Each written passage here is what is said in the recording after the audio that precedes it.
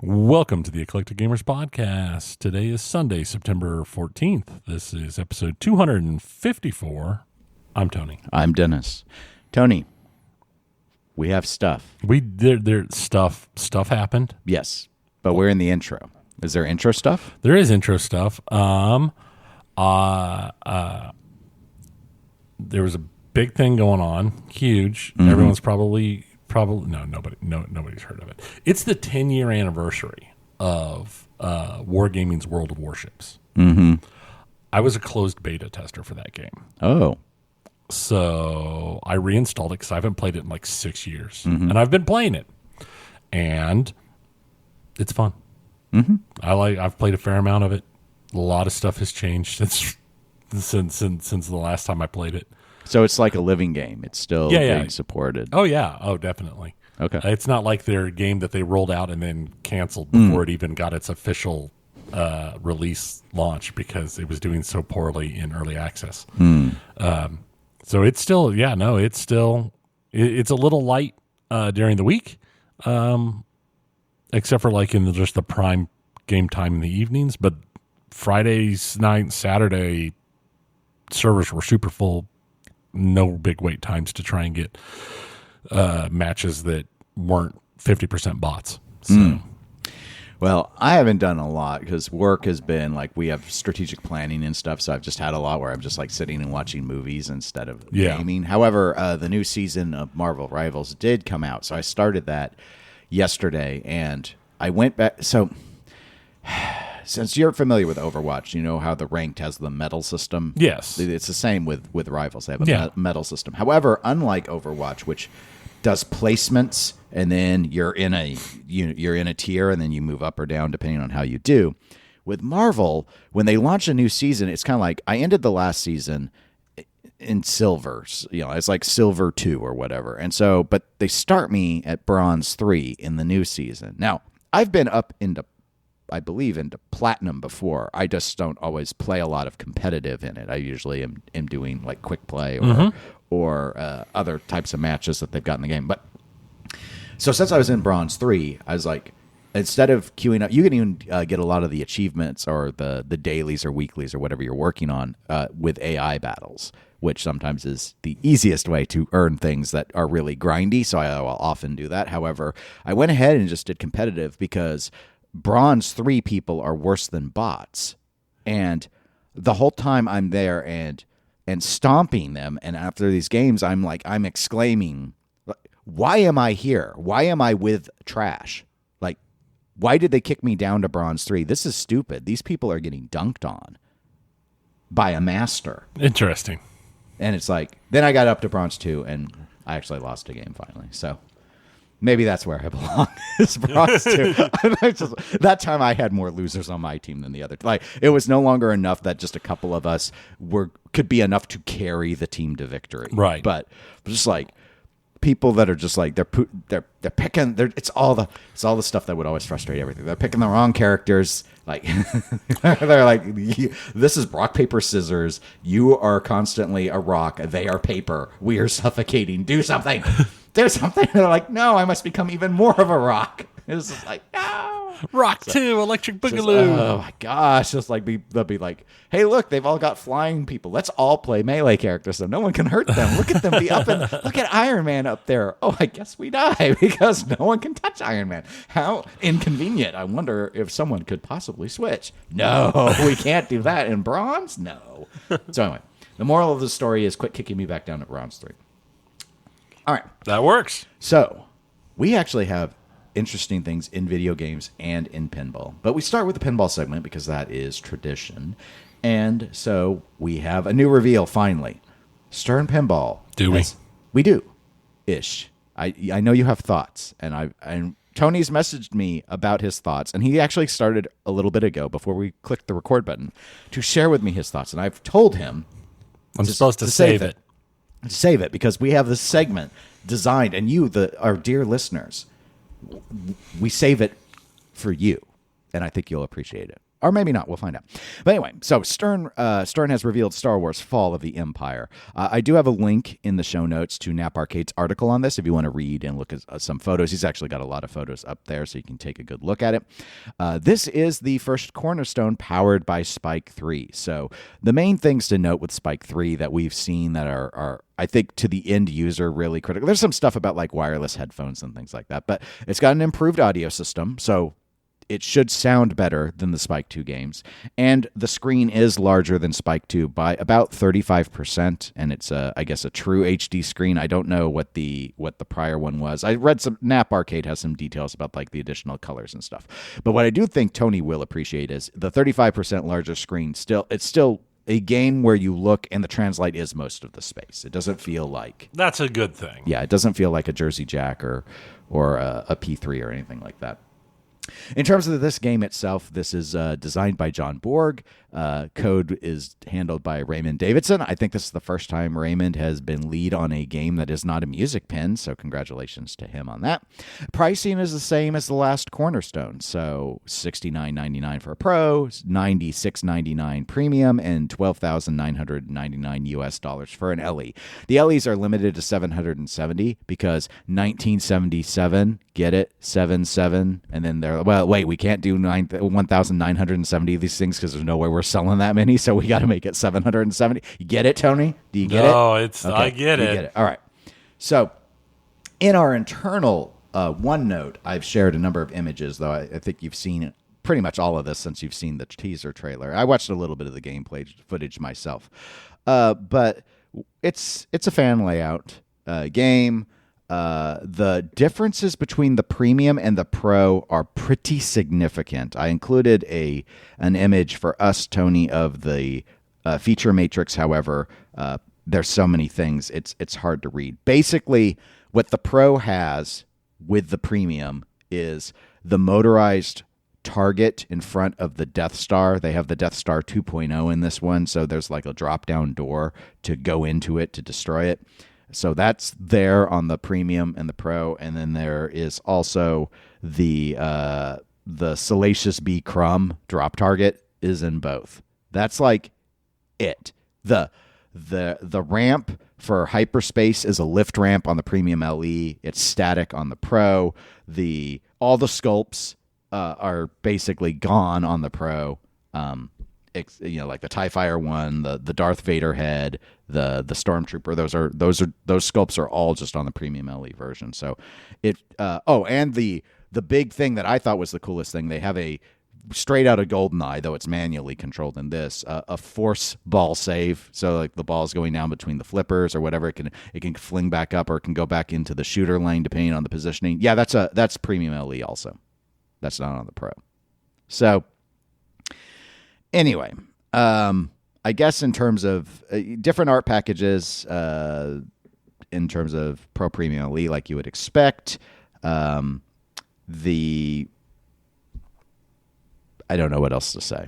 Like, I guess let's just talk about it. It's kind of got like a pop on the left and the right instead of a cluster of pops. You have the Death Star is kind of like the center left shot. The hyperspace where the Millennium Falcon kind of is the center shot or possibly center right. Couple other ramp shots over by Jabba and that.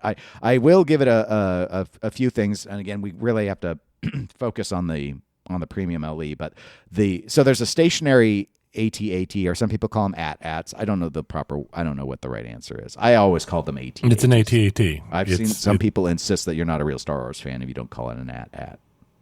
Like, I read that. Well, granted, it was on a pinball discussion, so what do they know? It's literally an all-terrain armored transport. What do you call an AT-ST, which is an all-terrain scout transport? I always call them an AT-ST, because I always assumed that's ATs. What do you call an ATMT? I don't know. Look, I don't agree with them, and I also don't think the Empire would say something stupid like that. They're too busy doing target practice training. They can't be messing around saying All right. So now that we've upset all the Star Wars fans, all the real ones, I do like that the wireform loops around to mimic the tow cable deployment, and it is a simple but cool mechanized AT-AT on the premium LE where it falls when you've tow cabled it. It does not do that on the Pro. On the Pro, it's just static. So there's that, and then I do like that there's a shot that goes around in a circle as like a pit for the Sarlacc pit, but.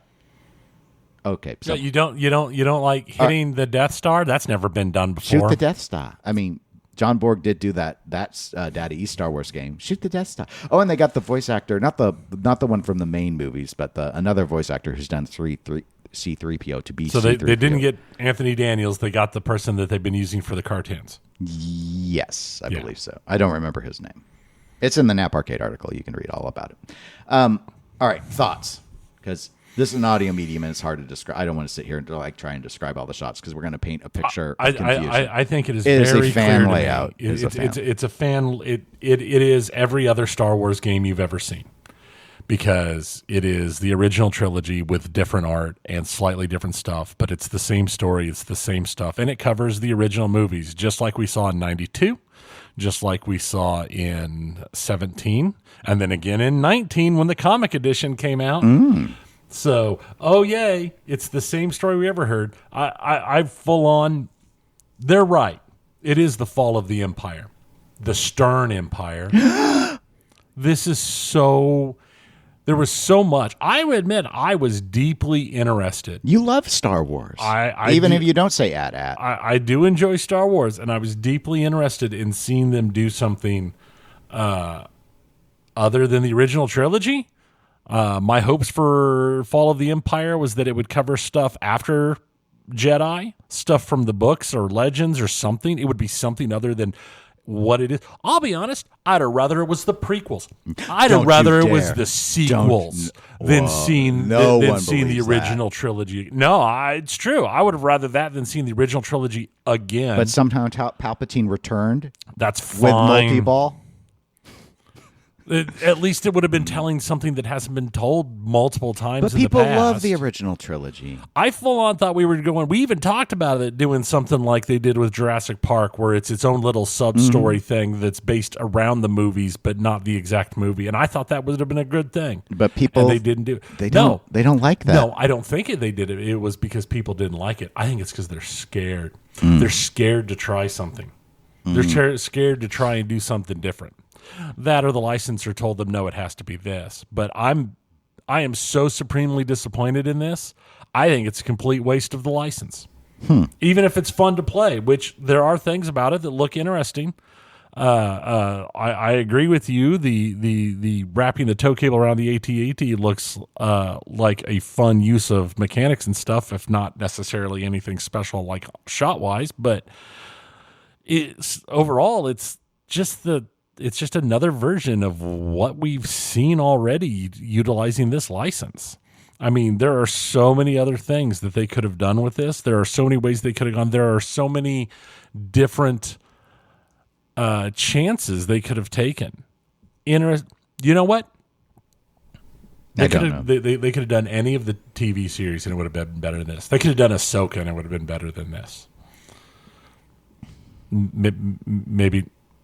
Maybe not The Apprentice or whatever. No, yeah. the not The Apprentice. Yeah. Well, what was that one? I can't remember. It was really bad. I know what you mean. The Acolyte. The Acolyte. Yeah. Maybe not The Acolyte. Maybe not. That would have probably it had some bold ideas. It had some bold ideas. Hey, I love the part where they took their biggest name actor who probably cost them the most money and killed them in the first 4 minutes of the entire show. That was great. I was all like, dodge this? If you know, you know. Yeah. But it is just one of those things that I'm sure it's going to be a fine game to shoot. And I'm sure it'll be a fun game to play.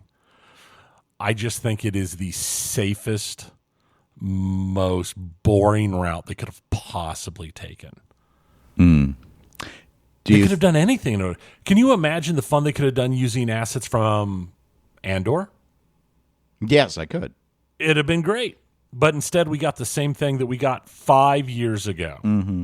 Well, it's a slightly different technically design. be 7 years ago because it was just an art retheme 5 years ago. But still, I mean, they've done other they did Mandalorian. right? Like, And it was different and it was fun. But they literally did Star Wars in 17. And we had another Star Wars in 92. and don't forget about the Sega one. Oh, yeah. And the second one, that was 87? No, it was after the 92 one. Was it after the 92 one? Yeah, you're thinking of the Hankin one, Oh, which was I from was the thinking 80s. the Hankin one. Yeah, Okay, which is yeah. the one with Vader, the cool back glass, which was otherwise just firepower. But Right. there's the So there's the other You one. had That was, Daddy East. So there were two in the 90s. Yep, There was one in 17 that was remade in 19. And now this. yes, Telling the exact same story. yeah, And using some of the same stuff. basically It's, yeah. shoot the Oh, testa. yay. That's great. What? But Star I'm Wars, so disappointed. I can tell. I I don't know if the listener can tell. If you can't tell, I'm super disappointed. The second I saw the trailer, I sent a text to Dennis telling him how disappointed I was. I hadn't even seen it yet. and he I was hadn't so even busy seen it at yet work. because he was busy. I hadn't even And seen I was so disappointed. it. Yes. I had so many hopes. I had so many thoughts, and it's Stern. It's gonna shoot fine. It's gonna be I mean, it's a fan layout. it's a fan layout. It's the absolute worst it's gonna be as a shooter is gonna be okay. Because they took no chances. They did nothing fancy, and they're telling the same story it's ever been told. It is just flat boring. And the art on the cabinets is fine. Yeah, I mean, it's like the posters. I think it was smart that the LE, I believe, is the one with the Hoth art, and I think that'll help move units because Hoth is. The LEs were going to sell no matter what. Yeah, eventually. Literally. Eventually, but The side art on the LE could have been Vader sitting on the toilet, and it would have sold out. I mean, it's a little trickier, though, because you may not know, but the 770 units for the LE, they're not being sold in Europe. I don't know what the deal is. There's something going on. I don't know if it's licensing or what. Interesting. But yeah, it's actually. I did not know So the audience is reduced because I am unclear if like Canada can get it or not, or if it's just U.S. But I've heard it's not going overseas. They'll still LEs. sell it out. Eventually, maybe right away. I don't know. I mean, it's Star Wars, but how many people have how many people have Star Wars that they just bought? I mean, Star Wars. Okay. Man, I think I'm going to trade in my 2020 Jeep Wrangler for this 2021 Jeep Wrangler. It's all new. I mean, I was going to put it quite like that, but okay. Here's the thing. So, last weekend when I was recording the pinball show with Zach, he had asked me if I was excited about this, and I told him I was not. Then he cried. No, but he was like, and you had to console but why not? him. It's Star Wars. And I said, well, because I just played Star Wars. No. I think I said something along the lines of, well, it's sounding to me from the name that they chose and me being so confident that they're going to want to use assets from the shows and the movies that I'm going to get the original trilogy in some form. I thought maybe it might be a little more focused, like focusing on Return of the Jedi, or something that I thought could have been done that I think I mentioned with you was it would have been really interesting, like if they went ahead. It doesn't really fit as well in my mind with Fall of the Empire, but it's all a matter of perspective. So what if they had done like Rogue One stuff into A New Hope? That would have been more interesting than this. Like just focus in on the same time period, but zoom in more. Or I want to think there was a rumor at one point where someone was like, this is going to be the original trilogy. Kind of. It's actually just going to be Empire. It just focus all on Empire. Just something that isn't all of it. Well, the focus on Empire thing tells me somebody saw the side art. Probably, yeah. That would be my take. So here would be how I would describe it. I watched a little bit, not very much. I've watched a little bit of the gameplay because I think they had about 20-minute gameplay video that was put out there. And yeah, I think it's like, it's not going to be, as you noted, it shoots fine. It's not going to be an objectionable shooter. Might play a little long. Fan layouts tend to be a little bit easier in general. This seems like a game that was designed to do very well on locations. and I think it will do very well. Of course it will. On locations. I am unconvinced that it is going to sell well. I did like the art. Granted, it's like all the other Star Wars art, poster art for the sides and the translights. The playfield art reminds me of the. Yeah, it reminds me of the Yoda skiing. Yeah, it's just it's like that late 2000s stuff that we saw out of Stern. We got the rectangles with all the characters. It's like the Photoshop era. I'm not saying, but the compositions like the Photoshop era. So it's like, hey, look, there's the Yoda shot on the far left orbit, and then we've got the I can't even tell shot. I guess the Luke is, in his TIE fighter outfit. That's Wedge. Or Wedge? Okay, we got the Wedge shot, and then we got the 3PO R2 shot, and then we got the Lando shot, and then we got the Han shot, and then we got the Chewbacca shot. And you see, like, it's all just these characters, and then we got the big arrow behind all of them, and then we got the little rebellion symbol behind that, and it's so basic. No, I guess that is Luke, because there's a thing that says who it is underneath it. It says Luke. It does say Luke. Okay, so Luke. I just assumed they were going to try and bring in somebody. Nobody knows but Wedge. No, not at the arcade level. Not at the arcade level. So okay, so you got all of that. It's just so the composition of the playfield seems pretty paint by number. That'll be the way I'll describe it. Oh, by the way, Yoda at the center drain with the flashing eyes. I don't like it. No, it's creepy. It's creepy. terrible. It's creepy. His eyes don't flash in the movie. Why would you decide to do this? And I know he's supposed to be using the Force to hold the ball, but it looks like he's trying to hold the flippers down instead. Yes. So, thankfully, we are not shooting video today, so they are not seeing your motions. I'm so. So I know you're. I'm whelmed. I'm so whelmed. I might be underwhelmed. So you mentioned how disappointed you really were with just the decision on the theming and stuff. And again, like what Raymond does with the rules could make this be a really enjoyable gameplay experience. And the layout's going to be approachable, I feel. So that's not good because some people are really put off by really hard shooters. And John Borg is like the hardest shooter. That's the biggest surprise for me. Of all the designers at Stern, I think John Borg is the only one with consistently difficult layouts. And this one does not look like that. So that's a good change up for him because Turtles was brutal. Yeah. And I thought Guardians wasn't a particularly easy shooter either. But soulless would be how I would describe it when I saw this. I think that's a good one. Soulless. That is a good descriptor.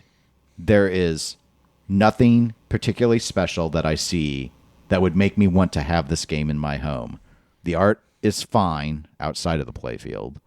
The features are fine. And I'm not expecting every game to come out with some major innovation. It is impossible for me to see the Jedi Force save and not go, this is GoldenEye, but now I have to manually do it. And unfortunately, because I've just checked the feature matrix again to be sure, and it indicates that the use the Force with Jedi save outlaying magnetic ball saver is not even on the Pro. So the Pro has to be targeted for arcades because there's nothing in it. I mean, I am. This is the first time I have seen a Pro where I struggle to understand what was the major toy that they chose to keep in it. I think I know what it is. It's the lowering of the door to get into the Death Star too. Oh, Jiminy Christmas. But it's just, I mean, what else are you going to say? That it's the salacious drop target with the sole drop target? No, no. But look, you have the joy of the Pro Edition has an Ewok on a speeder bike on the side. Mm-hmm. I mean, I guess it's good that they kept the spinners. Is the Millennium Falcon on both? I don't know. In our internal notes, I only included a picture of the good one because I was so disheartened. Good in quotes. Good as in the full featured one, but it doesn't matter. This thing better play amazing. And it's really going to come down to the rules, because otherwise I think this is a pretty forgettable release. But you're right. But it's got Pez dispenser heads. It's right on the playfield. They look better than flat plastics, so I'm going to give them that. It feels a little bit like they deliberately chose not to put anything on a spring this time, which I feel feels a bit forced. Like, I think he wanted things to be on springs. Full-on bobbleheads would have been more enjoyable. But after the whole TIE Fighter on a spring judgment with the Steve Ritchie version, I think they just chose to avoid it. Just long story short, it's a safe release. It's not. I don't think this is winning any awards. Whatever awards are left to be won, I don't know. But it's just, in a way, like corporate wise, it's like the right answer. That's the thing. It's so corporate. This is like, especially, I know there are life cycles on these things. Like there's a whole development cycle. It wasn't. I'm not gonna necessarily say that they had this in the can ready to go for whenever Harry Potter dropped. So they'd be like, what's the one license bigger than Harry Potter? It was Star Wars. I mean, there are other licenses you could probably argue are bigger than Harry Potter too, but Star Wars is Star Wars. Nothing's bigger than Star Wars. So it's kind of like, all right, whenever Jersey Jack releases Harry Potter, the next Stern game we're going to drop will be Star Wars to try and get sales. But again, it's got the same number of flippers as the last Star Wars game did. It was a fan layout too. That's the part. It's a different designer. This one will probably play better because Steve Ritchie's had that terrible plunge. But I'm just like, I mean, sorry to say, it just did. But I'm just like, guys, oh my gosh, this is such a corporate decision. Oh, it's that is a very good way to put it. I don't hate it. I feel nothing when I look at this. I feel nothing. And sometimes I feel like I've been in the hobby too long and I don't feel much with a lot of game releases anymore. But it was genuinely interesting to look at and analyze King Kong and Harry Potter and Dune. Not this. Right. I'm done. I have no interest in watching any more video of it. I don't care. Yeah. I'll play it when it is inevitably on location because it is Star Wars and thus the locations here will buy it. And so be it. And maybe it'll be great. And it would not shock me if it is a better game experience than the last one. But thematically, this scratches nothing. No. Here's the thing is, I can see a reason to have a Star Wars and a Mandalorian. And, I mean, they're this is like, oh, what's this? This is my Star Wars collection. I've got Star Wars and Star Wars and Star Wars. And the Sega Star Wars. And Sega Star Wars. There you go. Nobody cares. It's like the people trying to collect the Star Treks. Yeah. Though the Star Treks all had pretty different looks. Yeah. They're like layouts. And so do some of the Star Wars. It's the two most recent Star Wars games that are themed around the trilogy it's just like, again, it felt like it's Star Wars. And I'm not saying it's wrong. We need to make it friendly enough to be in. I'm not saying he should have made it harder. I'm just saying you could have done so much with the theme. That's the thing. Yeah, where's the Sarlacc pit not actually look like a Sarlacc pit? Like, I get it. The ball has to roll around it, so they're not going to literally put teeth in the thing. But I mean, like, why, that could have been like a sticker underneath it, like on the plastic or on the ramp or something. Like, I'm just saying, like, they're like, hey, look, the ball going around this habit trail mimics applying the token. It's like, I respect that from a theme immersion standpoint, but that's also nothing. It's like, whoa, what? Like, no, they bend habit trails all the time. It's not impressive, guys. Let's not pretend it's impressive. It's a smart idea. The Sarlacc pit looks kind of lame though by comparison. I don't know. The whole thing I don't know. It's just. So now the Death Star doesn't crack open like a Cadbury egg instead, or one of the Kinder eggs or whatever they're called. Now we go into it when the little door opens, but that's what the 92 one did. Except that one was huge, so it was like a thing, right? And here it's but you've got the little guy. Don't forget the jump to hyperspace little ramp thing. Yeah, we haven't seen that. But there I have to, yeah, exactly. But there I have to say, Steve Ritchie's idea of the Hyperloop makes a lot more sense than just a ramp that goes up, right?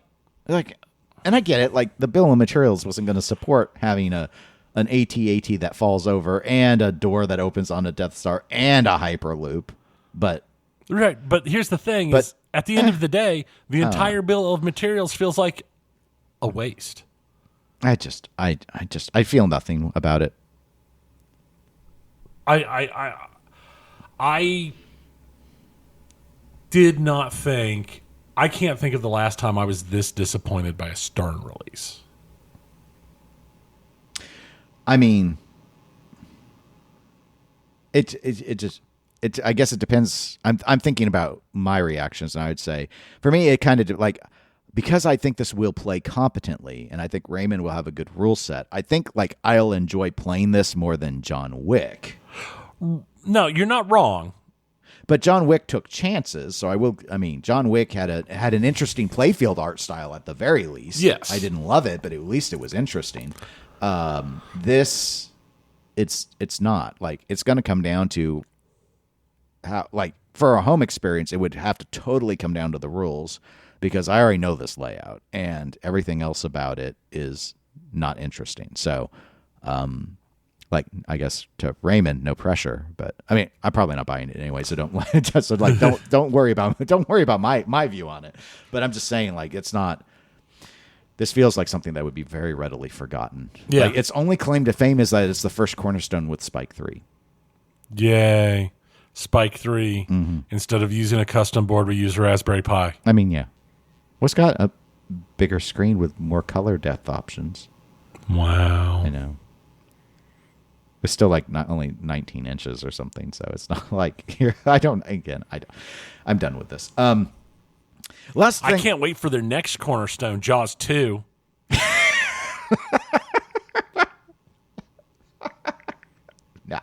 No, their next cornerstone is another Star Wars, Tony. Don't be silly. we haven't seen Brian Eddy's version of Star Wars. That's what's next. It's going to be the Brian Eddy Star Wars, and it's also going to be the original trilogy. They'll all be the original trilogy. They want to sell them. They'll all be the original trilogy. But people will be very excited about the Elwyn one. Yes, which is also the original trilogy. Well, yes. But the toy will be interesting. Yeah. They'll have the Beggar's Canyon toy.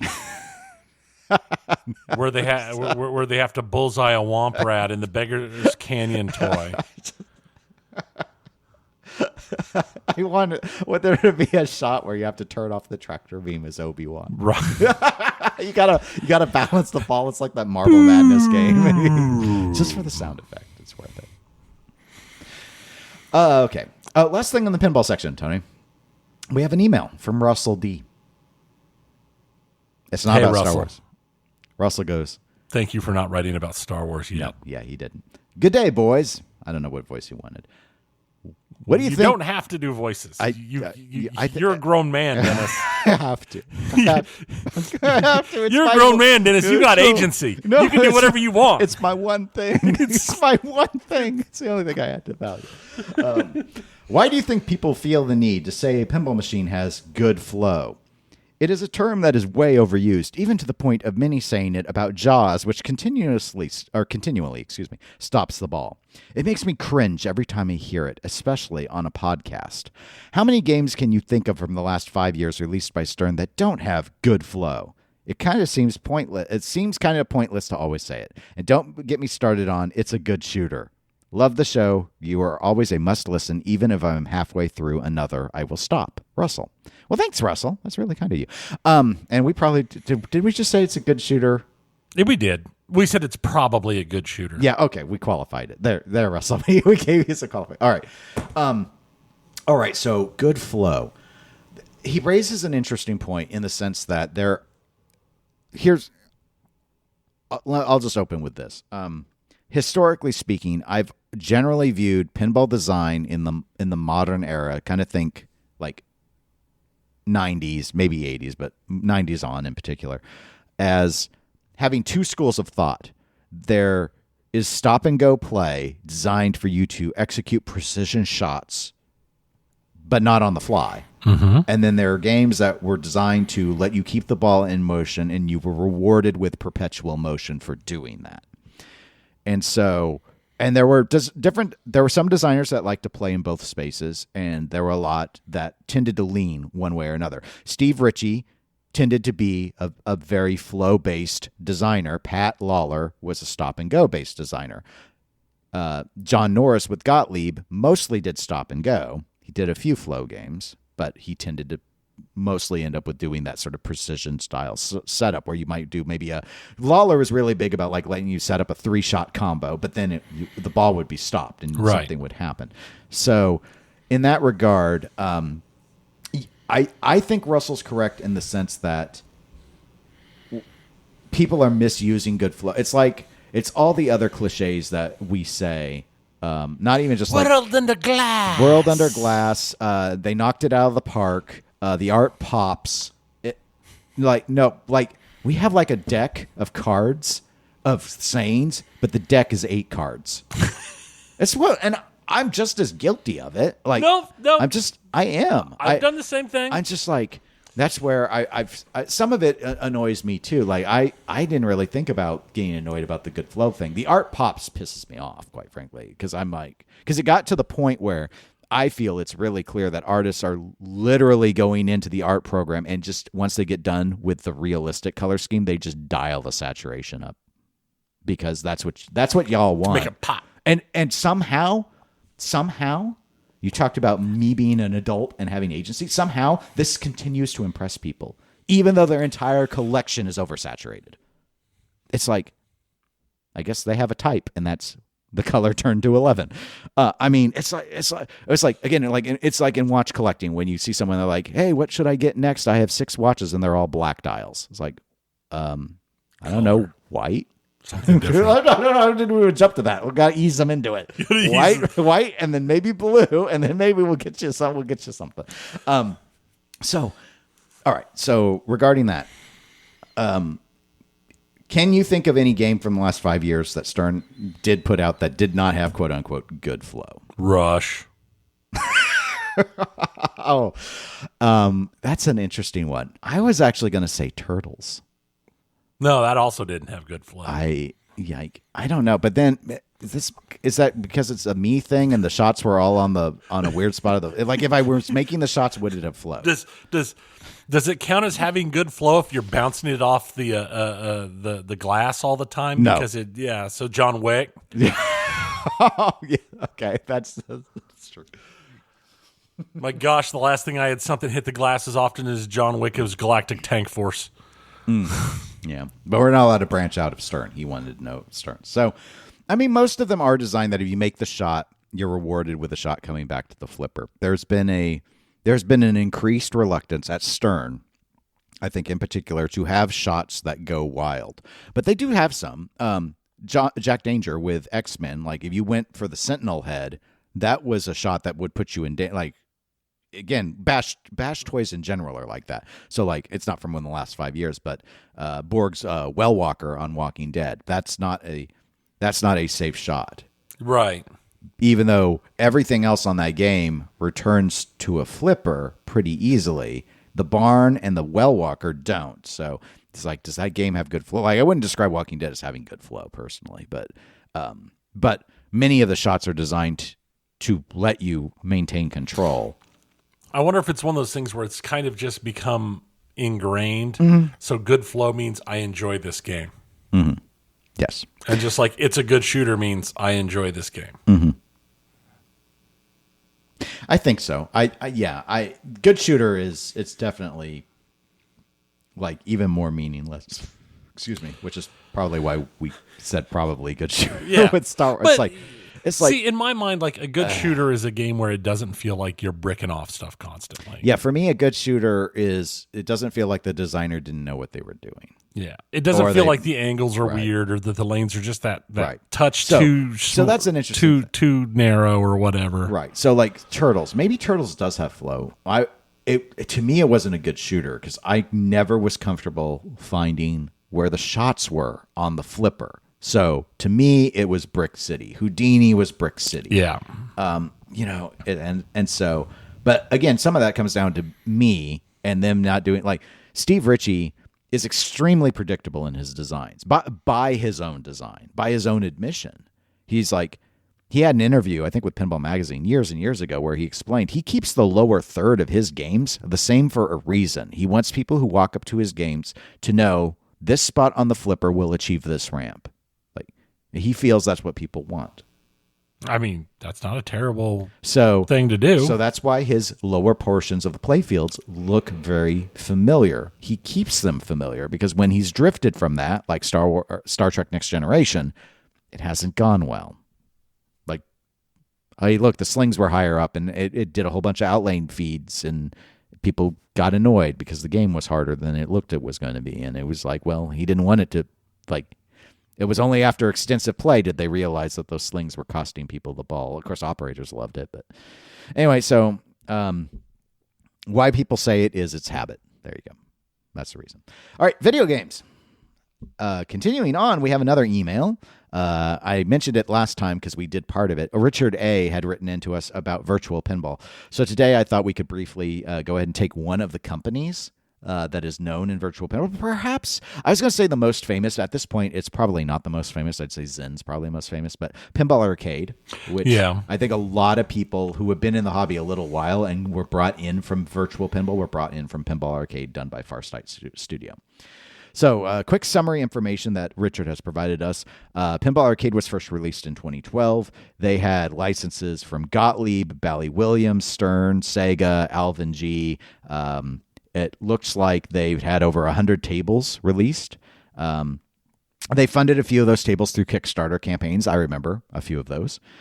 In 2018, apparently, they lost the rights to the Bally Williams games, and they removed those 50 tables from the library. Using the Stern license, they did reproduce a few newer games, including Star Trek and Ghostbusters. I remember there was going to be Stern Pinball Arcade, and it was it was branded like that. Richard notes, what is surprising about this is that Ghostbusters was released on PBA in 2017 while the real game was still in production. I did not know that. That's interesting. Looking at the update history on Steam, the last Pinball Arcade release was in 2018 with Big Buck Hunter and Whoa Nelly. They did not directly support cabinet mode or a multi-screen setup, and a third party offered a way to enable cabinet mode for those who wanted to put this software in their virtual cabinets. And they did, I guess maybe still do, have apps on the mobile devices. So their focus has always been the recreation virtually of real existing tables. Richard notes that they had a few other partnerships. A company named Arcuda Pinball put out a full-size cabinet, which did have Pinball Arcade on it. They also offered a Steam code to unlock cabinet mode for Pinball Arcade, and they offer an unlock key for a standalone bundle on their website. So he had 5 discussion points for us. The first one, we'll just go through them one by one. So the first one Richard asks us is, does Farsight still exist as a studio? He could not confirm that it does or does not. Well, I can't confirm any more confirm-y than he was able to confirm.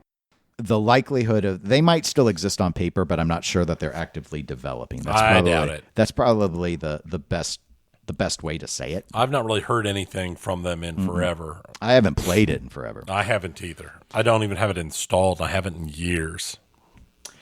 Okay. His second discussion topic for us on it is, why do we think that they failed? He seems to believe, Richard, that it was a lack of diversification. He thought that the loss of the Bally Williams license may have led to their demise. He also thinks that they had a problem by not having any original tables of their own to fall back on, getting back to that diversification. But he wanted to know what our perspective is on it. My perspective is, I think Farsight failed because the revenue generating model wasn't set up in a way that they could make enough money with the output that they were doing.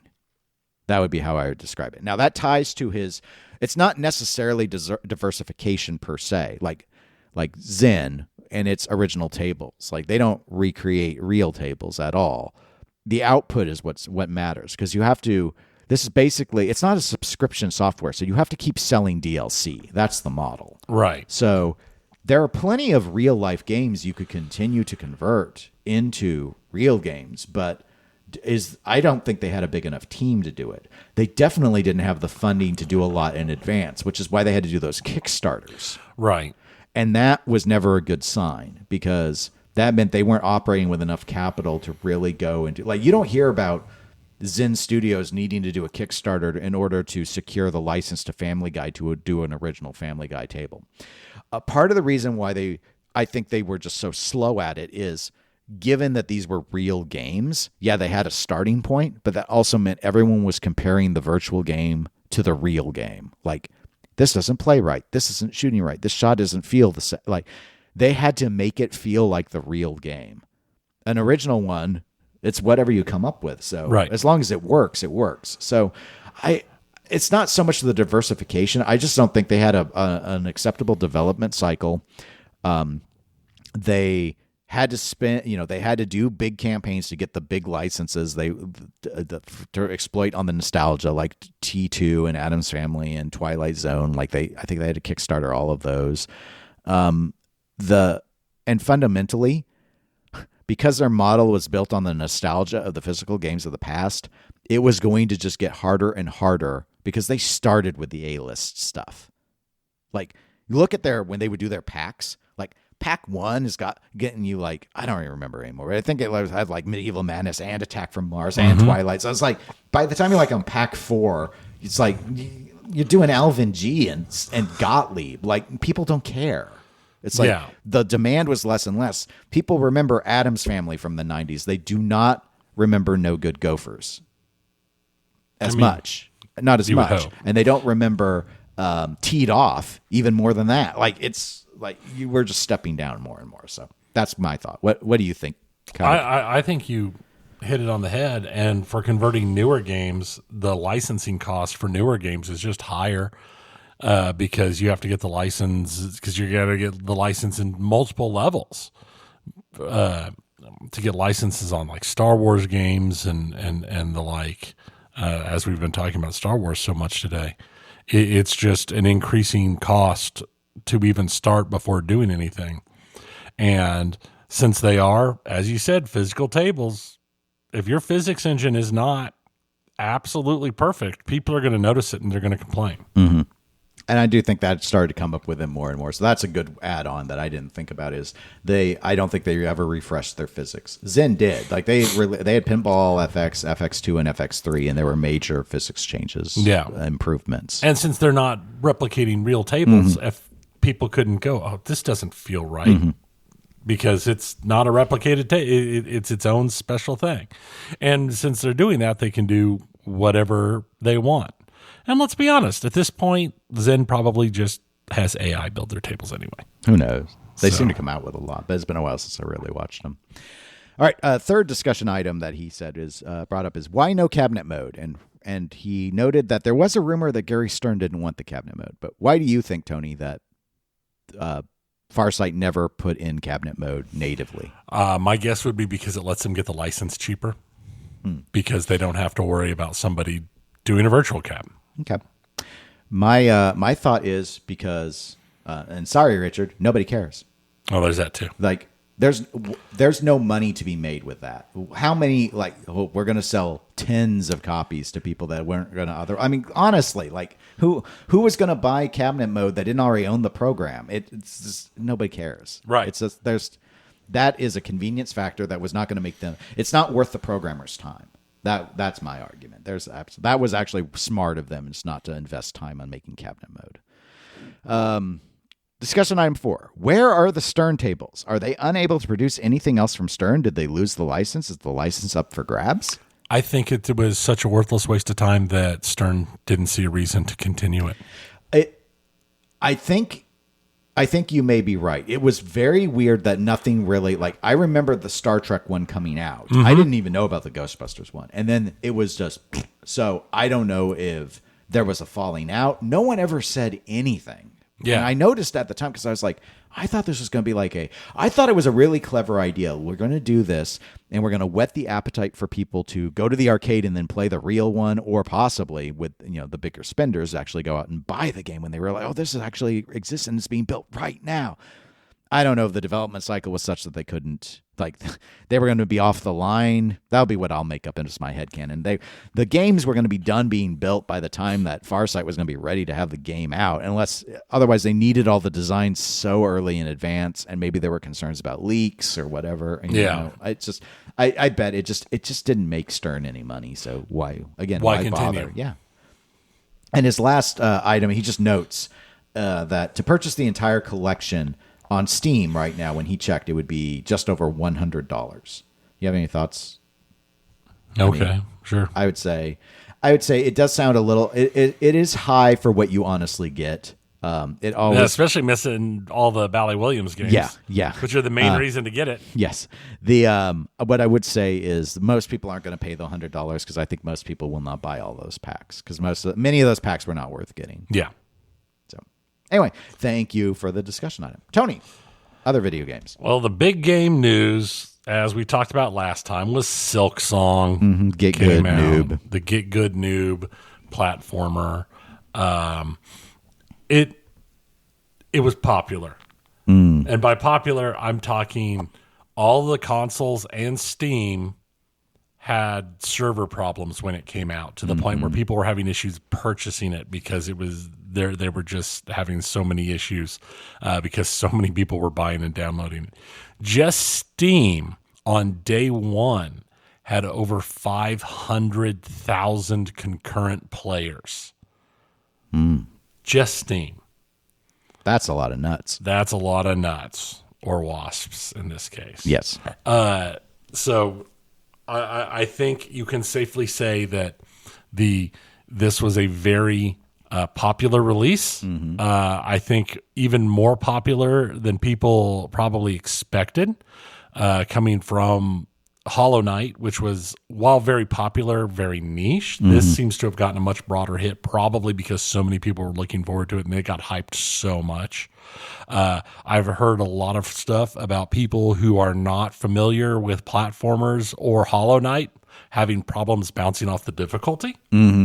Yes, and that's where my Get Good Noob comment came up, because I've seen some online discussions where people have been like, is there anything I can do? Like, I don't want to, other than being told to get Good Noob, like, I'm just really struggling with this game.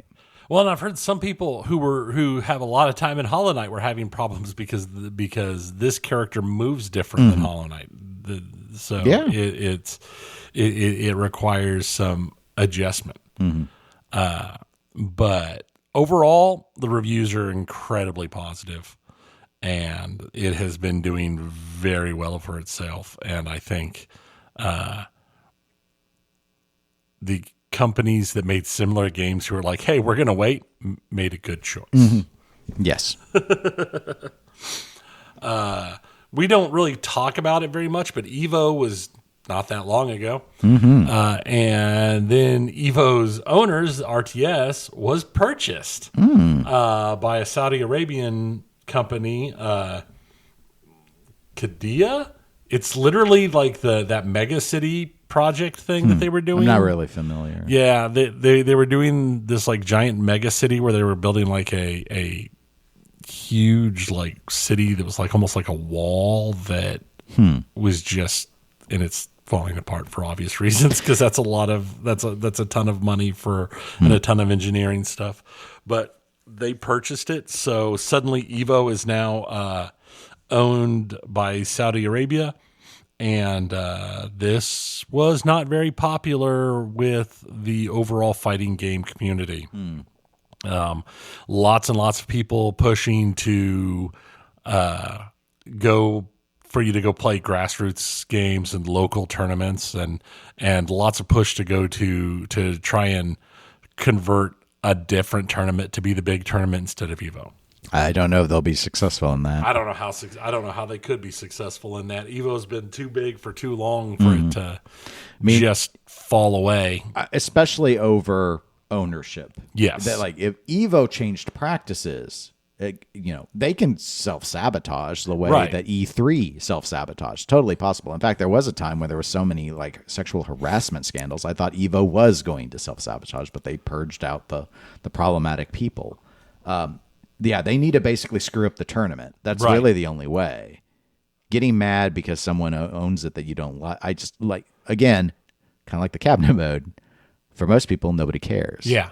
And I think that's the thing is this is like so many things where you're listening to where there's the extremely vocal minority and the actual majority just couldn't care less. It's unless you see it manifest. Like I assume this is driven by concerns about like they'll be less friendly to certain marginalized cultures that are in the game. That's space. That's the general. But concern. Until they do it, you're asking people to presume it will happen. Right. And it's tough. It's tough to do that. Yeah, and especially for something that's been as big as Evo for as long as Evo has been big. Even, I mean, I'm not a huge fighting game guy. I like to play fighting games, but I've never really paid attention to Evo and stuff. But even I've seen the memes and the videos from the giant like super Evo moments. I usually watch Evo Weekend. I usually catch some games. The stuff that I don't usually play, I'll just sit there and watch it. Yeah. And be like, it looks easy. And they're like, you can't do anything. He's like, it looks easy. I could do that. Oh, like he's just hitting buttons, man. He's just button mash. Oh no, he pressed a button. Woo, button pressers. Oh no, he tried to do 4D. I was like, I don't know what that. Yeah, 4D. Yeah, don't do 4D. That's stupid. What a loser. 4D. Nintendo had a direct, not just any direct. They had their biggest direct ever. People were hyped. It was over an hour long. It was insane. Lots of stuff. Again, like I do with most of these type of things. I'm not going to talk about everything. I'm just going to hit the high points. There's too much stuff to talk about. Don't leave out Donkey everything. Kong. I left out Donkey Kong. Okay. So we got the first. I'm not even going to call it a trailer. I'm going to call it a teaser for the Mario movie, the new Mario, the second Mario movie. Is it the same as the first movie, but with a slightly different layout and a different lead art? Oh, wait. No, sorry. I was back on pinball. Go ahead. Continue. How did you know? But no, this one, it's the Super Mario Galaxy movie. And they used that chance to announce that they were putting out Mario Galaxy 1 and 2 on the Switch and Switch 2. So do you know, is the Mario Galaxy movie, is it the same Mario and Luigi, just like, oh, now we're on a new adventure? Or is it like each one's its own parallel universe and these, like, they didn't just have the whole experience with... I'm going to guess they're the same. I don't know. What I'm trying to figure out is at the end of the Mario movie, there was kind of that little hook teaser with a Yoshi egg in the Brooklyn sewer. What does that have to do with them going into the galaxy? Okay. That's... Maybe it doesn't. Maybe it's a different, like they're not to be seen as sequels or prequels. Maybe they're all. Well, surely it can't be a prequel. Oh, they did a multiverse. It's a multiverse. It's the Super Mario multiverse. Oh my gosh. This time it's not going to be Chris Pratt voicing. It'll be Chris Evans. It'll always be a Chris. It'll always be a Chris, but that's required. That would actually be worth it, probably, just for the lulz. Oh. Speaking of Yoshi, though, there is a new Yoshi coming. Yoshi! There's a Yoshi game that is... Is it like the old Yoshi games? Yeah, it's kind of that whole thing, but you're like in like stories or books or a movie. Yeah, no, not a movie. Oh. Yoshi's too intelligent for movies. Okay, he's too he's too educated. What does PETA think of Yoshi? Are they concerned about his treatment in the Mario Kart game? I haven't seen it yet. Okay. I think the concern would be you throwing Yoshi into the lava so you could make the jump. Look, it's unfortunate, but progress requires sacrifice. There is a new roguelike called Stormlancers, which is very much based on like the old 80s style anime. And it's like an adventure game, almost like it almost felt like a Double Dragon or a kind of or like an old school Ninja Gaiden type side scrolling adventure thing. So that could be interesting to see. They've got Dinkum. It's this weird survival Minecraft Stardew Valley-like Australia game where I'm just assuming everything kills you. And everything's purpose in life is to kill you because it's set in Australia. Yes, a good assumption. I mean, I think that's just what it is. I mean, it's all death. There's going to be the stage where you have to build the walls and hold off the emus. Drop bears. Drop bears. Drop bears. There's drop bears everywhere. But I consider probably the most interesting, at least to me, thing is they're doing Dragon Quest VII Reimagined, which is like a complete rebuild, new version of Dragon Quest VII, which hasn't been out since like the original PlayStation. Oh, I played like 2 Dragon's Quest. The first one, and like the third or fourth. Yeah, or and I didn't get anywhere in any of them. I've played several of them. They've always been fun, but where they've been doing all the like 2D remasters and stuff, this is like a full on, more like the Final Fantasy VII style remasters. The Switch 2 is getting the Final Fantasy VII remasters as well. There's a new Kirby game coming out where the most important thing, at least what everyone in my household was excited about, is all of the new amiibos that are coming. Oh, they still do amiibos? Apparently they still do amiibos, and this time they've got cars, and the characters set in the cars, and you can take them out of the cars and swap them so they're in different cars, and they're... I don't know. I don't get it. But there was happiness. There was joy. There's the new Hyrule Warriors coming. This is going to be like the third one. It's for people who want to hack and slash like Dynasty Warriors, but they want to, but they want it to be Zelda. They've done those based. like with Gundam and stuff. They have. I liked the Gundam one. The Gundam one was great. It had some of the stupidest moves. It's like, oh, what are you doing? It's like, oh, I'm Gundam Wing. What happens? I hit these 2 buttons and a laser goes out, and I instantly kill like 40,000 things. All the Zaku. I just clear an entire screen, and I can do it like every 5 seconds. They're also getting Dungeon Warrior Origins. That's coming out on Switch 2 as well. We finally got a release date for Metroid Prime 4, the game that was announced for the original Switch, like before the original Switch launched. But I hear it is this year. It is this year. It's the 4th of December on Switch 2. May the 4th be with you. May the 4th be with you. I guess it'd be Deck the 4th be with you. Pokemon Legends ZA, because they figured, it's Pokemon. People spend as much money as we want them to because it's Pokemon. So they're going to get bear mounts. They're going to get bear mounts. That's exactly right. They'll get bear mounts coming. They decided that Megas are cool. Mega Evolutions are cool, and everybody was sad that they hadn't brought Mega Evolutions back. So they're bringing Mega Evolutions back, and all you need to do is get the day 1 paid DLC to get them all. Uh-oh. I don't know. That's going to make Pika very happy. My daughter was so angry. She's like, it's released in the same day. You already did it all. It's not DLC. It's just put it in the those game. arguments died a decade ago. She's got to learn. We don't get to say those things anymore. It's like, if you want the extra special megas, you got to pay extra. You got to get the day 1 DLCs. Then there's the game that has my wife and daughter the absolute most interested. Pokemon Pokopia. Is that paid DLC too? It's not. It's not. It's Animal Crossing set in the Pokemon world. It's Poke Crossing. It gets worse. Dennis, did you see the Detective Pikachu movie? I did. Okay. Remember, like, the big fighty bad guy in the Detective Pikachu movie was a Ditto who had taken on human form? Yes. In this game, you play a Ditto who takes on human form to make a farm and stuff to do on an island for your Pokemon friends. Mm-hmm. And it's got the Ditto face.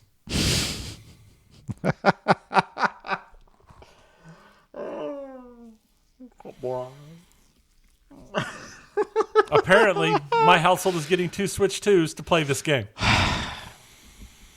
Nintendo knows what the people want. At least I know what Christmas gifts are going to be this year. Christmas will be easy. That's nice. Oh my gosh. I'll be honest. Combining Pokemon and Animal Crossing is something they should have done years ago. They're just going to print money. They're just going to print money. And yeah, but they should have done that with all sorts of like Pokemon. We should have had Call of Pikachu a long time ago, where it's a FPS, and it's just like, get ready for battle, soldier. And each class is a different Pokemon, and they have their power. Like Squirtle can put out, if someone gets caught on fire from an incendiary grenade, Squirtle can put them out. And I read once upon a time a extremely dark fanfic set in the Pokemon universe, where Pokemon, like all these kids sat out at 10, and only a few of them ever came back because most of them were killed during Pokemon battles because it was evil and Pokemon were evil, and the whole thing was just, I mean, it was like Apocalypse Now for Pokemon was how it was written. I mean, it was dark, and the main character was like their friends were dying left and right, and they were barely surviving, and it was a whole thing. See, there's like 2 or 3 games in that. There's a bunch of games that can be in there. I mean, they're getting Resident Pikachu. Yeah, Resident Pikachu, because they're getting Resident Evil games on the Switch too now, so they might as well make a Resident Evil version of Pokemon. Yes. The new. You just see like half dead, half mummified, cybernetically enhanced Pokemon chasing the characters down. Everybody's running around with ARs and stuff. So, yeah, it is 100% just their ticket to print money. They get to do it. And this wasn't in the direct, but it did come out as part of the whole ongoing lawsuit saga with Pal World. Somehow, Nintendo got a patent that, from every lawyer thing I've seen talking about it, nobody can figure out how they got the patent, because it is like the broadest patent ever. Their new patent gives them a patent for the gameplay mechanic of summoning a sub-character to let it fight another. Mm-hmm. It is written so broadly that any game that uses a summoning mechanic could technically be violating Pokemon's patent. Final Fantasy's got a summoner. Oh, yeah. Pokemon did it first. Mm-hmm. Please ignore that you've been doing it since the 80s. Mm-hmm. No, Pokemon did it first. Mm-hmm. Dungeons and Dragons? You can summon stuff? No, you can't. Pokemon's been doing it first. What do you mean you created summons in the 70s? No. That's a Pokemon patent. What? It's written broadly enough that you calling like a support squad in Call of Duty would be a violation, because you summoned a supporting character. I don't know. What is your favorite Pokemon? Character, not game. Oh, my favorite Pokemon character. That would be probably Swinub. Okay. That whole line, Swinub, Piloswine. It's this fun little ground ice type. Mm-hmm. Mine's Pikachu. Pikachu. Wow, man. That setup was probably a little too long. But that anyway, was a lot of setup. It was. And so you're going through and that was giving a really honest answer, and I'm just like, I just need to say Pikachu. That was so dad jokey. I didn't even know you had kids. It was Pikachu. It's their favorite. It's their favorite. It's Pikachu. It's favorite. I don't see how if they try to enforce this patent, they are going to end up so buried in court. I don't know how. And I don't know what the outcome of it would be. Like I said, I've watched like 2 or 3 different lawyer groups talking about it on YouTube and stuff, and nobody thinks it's a defendable patent. Right. So I guess that's ends up. I assume they use the patent against Pal World, and Pal World brings it up in court and cites. Yeah, because that's the assumptions. That's for, but literally other games that are of similar genres that came out around the same time. I mean, this would consider the Digimon games, the Yu-Gi-Oh games. Those would be all rip-offs, which technically some of them might be, but it's just written so broadly. Yeah, I haven't seen anything that thought that the patent office got it right. No. So, but I haven't seen a whole lot either. I've really been looking for it. Yeah, it is. It is a rather insanely, like I said, anything that summons a support character of any type would be, suable. Because the Pokemons, nobody's ever summoned a character before Pokemon did it. Nope. See, Pokemon came out in 97. Pokemon's very innovative. I think it was 97. And let's see, Final Fantasy had summoners since like the 80s. Yeah, Final Fantasy IV had a summoner character. And that's like just a summoner character, the ability to summon in certain creatures to help you. It's like been from the beginning. Was it in 1 or was it in 1 or was it started in... Might have been... It was not in 1. So it might have been later than that. I'm trying to think if it was in... 2 was very weird. It may have been in 2, though. The actual 2. The actual 2, not 2. the... Right, not American 2, which is 4. Which is 4. It is definitely in 4. I don't know if... I can't remember if I've played the actual 2. I've played the actual 3. The actual 2 4 is on almost everyone's list the worst Final Fantasy game that was ever made, and I will confirm this. But it had some good music. It's Final Fantasy, of course. It had good music. Yeah, it just the mechanic it just doesn't feel good. Yeah, compared to like every other mechanic, they've always played around with different mechanics, and we've all had different. Yeah, like the draw system, the materia system, all that. But yeah, this I didn't like the draw system. I did like the materia system. This one got rid of the traditional job leveling progress. It was very different. It was innovative. It's just very different. Anyway. Everybody's favorite, the Blitzball system, or the Meku Meku dress up system. Yes, where you just you change your clothes and you get different powers. Powerful clothes. It's the power of clothes. The powers of clothes compels you. Yes. To not make a game that infringes on Pokemon. Yes. Be careful. Be very careful. But that's what I've got. That's video game wise this time around. Okay. Well, if people want to reach out to us, they can email us at eclecticgamerspodcast@gmail.com or go to facebook.com/eclecticgamerspodcast. They can also support the show at patreon.com/eclectic_gamers for as low as $1 a month.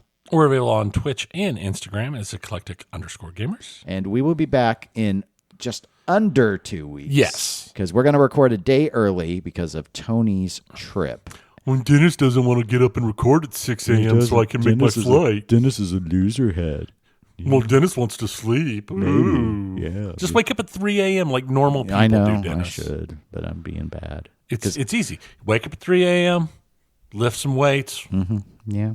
Go do a 4-mile walk. Yeah. Get your day started just right. My standard. Just what it's you basically do. My standard, just do normal, but just later in the day. Yeah. Okay. Well, I guess that's it. Cool.